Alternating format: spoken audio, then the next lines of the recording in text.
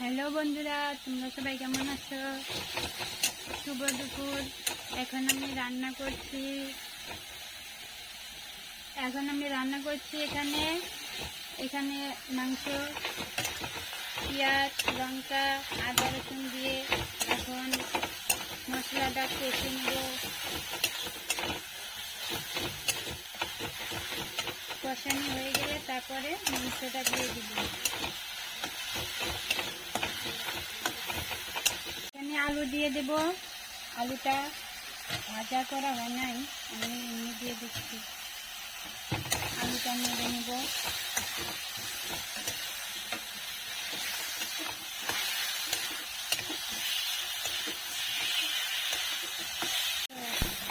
মাংসটা আমি হলুদ দিয়ে মেখে রেখেছিলাম, এখন দিয়ে দেব।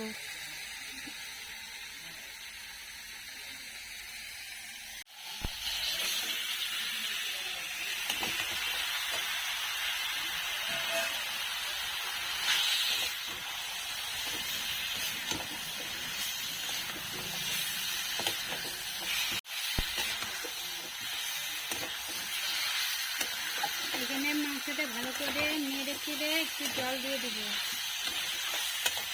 ভালো করে একটু নেড়ে লাগলে সাবস্ক্রাইব, লাইক করে দিও, কমেন্ট করেও আর শেয়ার করে দিও। এখন আমি জল দিয়ে দিব। এখন অল্প করে জল দিয়ে দিলাম।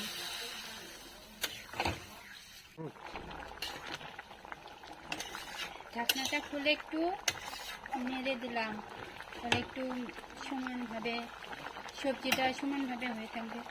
এখন আবার ঢেকে দেবো, সিদ্ধ হবে মাংসগুলি। এখন আমার মাংসটা হয়ে গেছে, এখন আমি নামাই নেব। তো এখন নামাই নেব।